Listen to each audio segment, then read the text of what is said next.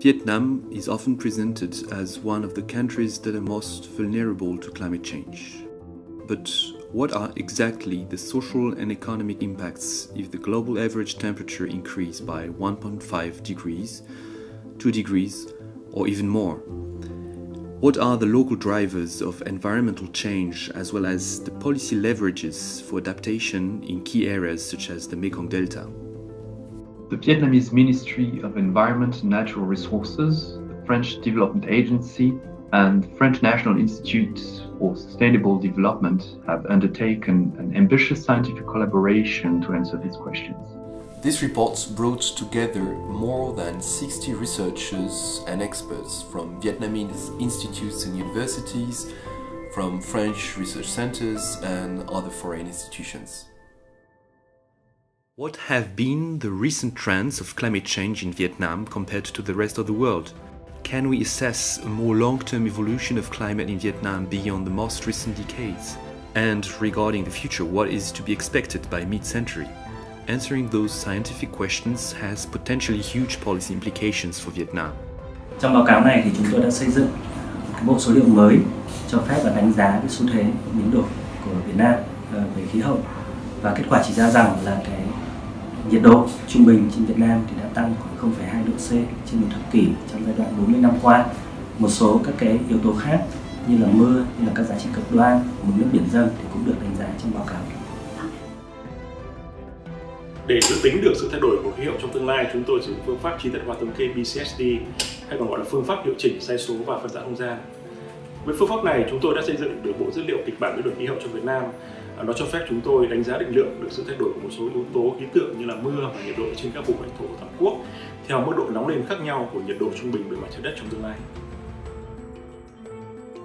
Beyond these temperature and precipitation trends, sea level rise is expected to be a major threat for Vietnam.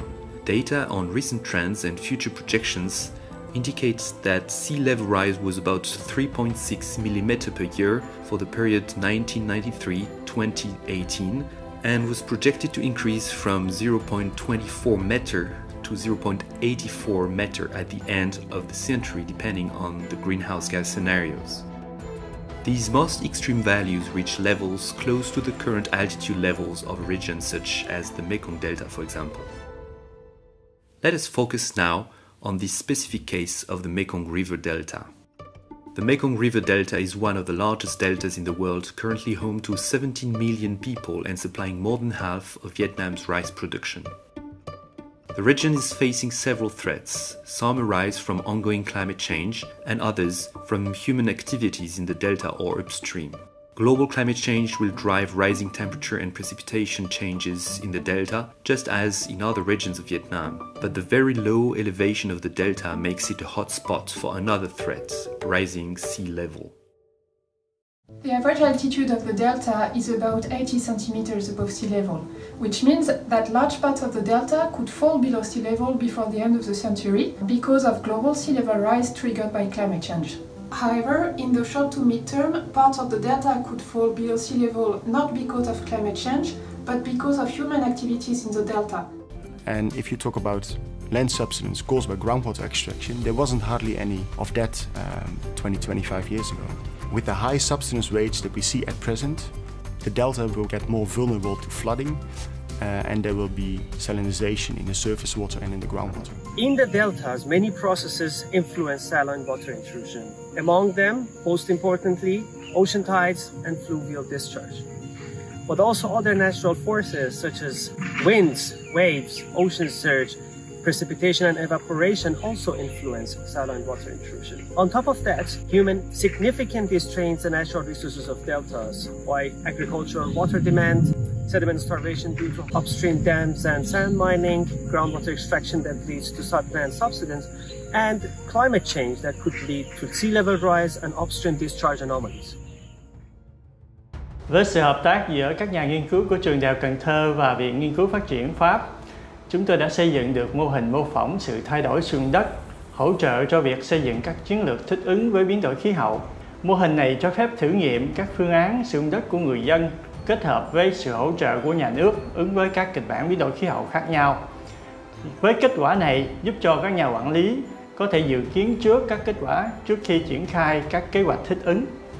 At the level of the Mekong region, cooperation over the use of water is central to the Mekong region adaptation and mitigation capacity.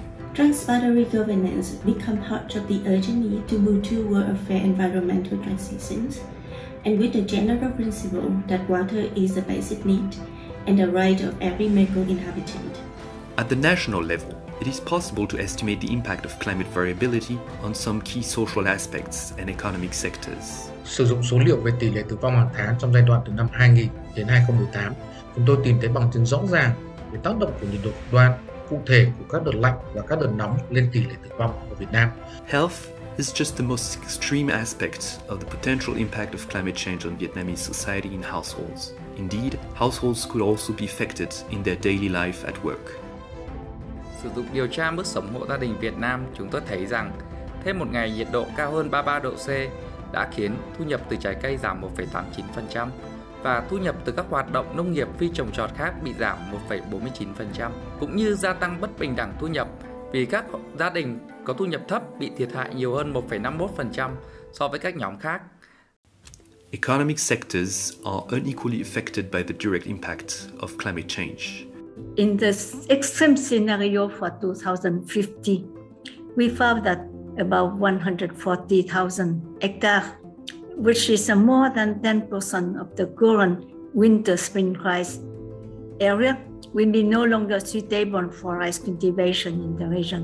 Khi nhiệt độ tăng lên, nhu cầu sử dụng điện sẽ tăng lên. Ước tính cho thấy thêm 1 triệu độ C sẽ khiến cho lượng điện tiêu thụ của hộ gia đình tăng thêm khoảng 5% và của các doanh nghiệp tăng thêm khoảng 4%. These impacts on some key economic sectors of the Vietnamese economy build up an aggregate damage function of 4.5% of annual GDP for 1.5 degrees increase in global average temperature and of 6.7% of annual GDP for 2 degrees increase in global average temperature. These direct impacts do not take into account the impacts of typhoons, which will have also been evaluating at around 2.5% of annual GDP over the last 30 years. Economic sectors are not independent from each other or from the rest of the world.